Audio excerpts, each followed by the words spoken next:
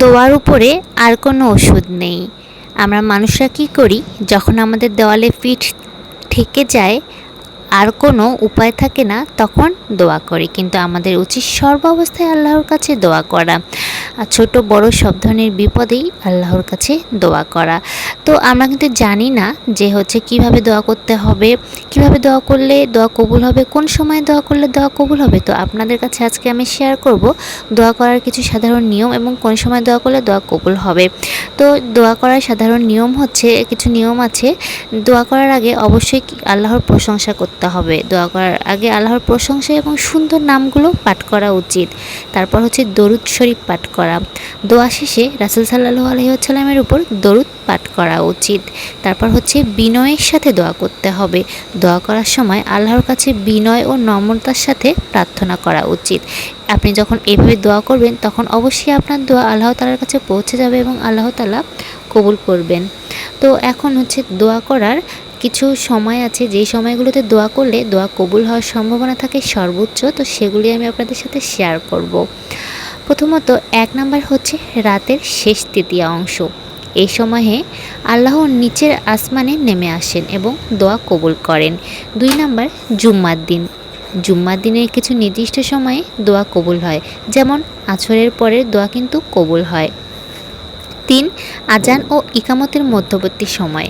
আজানের পর এবং ইকামতের আগে এই সময়ে দোয়া করা হয়।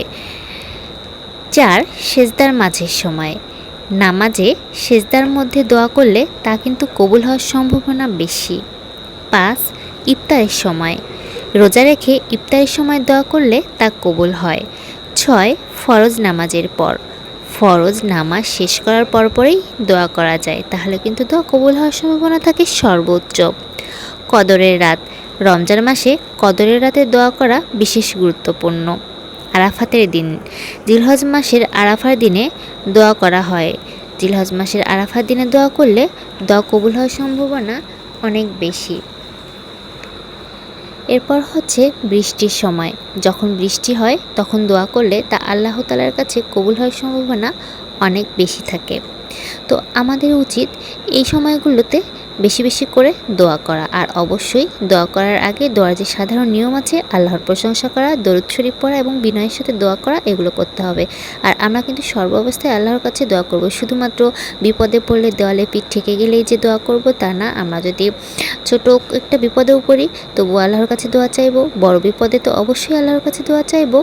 আর যখন আমরা ভালো থাকবো তখনও কিন্তু আল্লাহর কাছে দোয়া চাইবো আরও ভালো থাকার জন্য, এবং এই ভালো অবস্থাটা আমাদের এই সুসময়টা যেন বজায় থাকে, তার জন্য কিন্তু আমরা আল্লাহর কাছে দোয়া চাইবো। যত বেশি আমরা আল্লাহর কাছে দোয়া চাইবো, আল্লাহ কিন্তু তত বেশি খুশি হবেন। আর আমরা অবশ্যই বেশি বেশি দোয়া করব এবং আল্লাহর কাছে শুকরিয়া আদায় করব। তো আসুন, দোয়ার থেকে কিন্তু আর বড় ওষুধ নেই। যে কোনো বিপদ যখন একদম শেষ হয়ে যায়, যে আর কোনো উপায় থাকে না, তখন কিন্তু একমাত্র দোয়াই আমাদের সম্বল হয়ে দাঁড়ায়। তো এই জন্যই আমরা সর্ব অবস্থায় সবসময় আল্লাহর কাছে দোয়া করব, শুধুমাত্র বিপদে না, ভালো থাকতে গেলেও। আর হ্যাঁ, আমার এই নিয়মগুলো অবশ্যই মেনে চললে ইনশাআল্লাহ আল্লাহ তাআলা আপনাদের দোয়া কবুল করবেন। আমাদের সবার দোয়াগুলো, সবার মনের আকাঙ্ক্ষাগুলো আল্লাহ তাআলা পূরণ করুক, এই কামনা। ধন্যবাদ।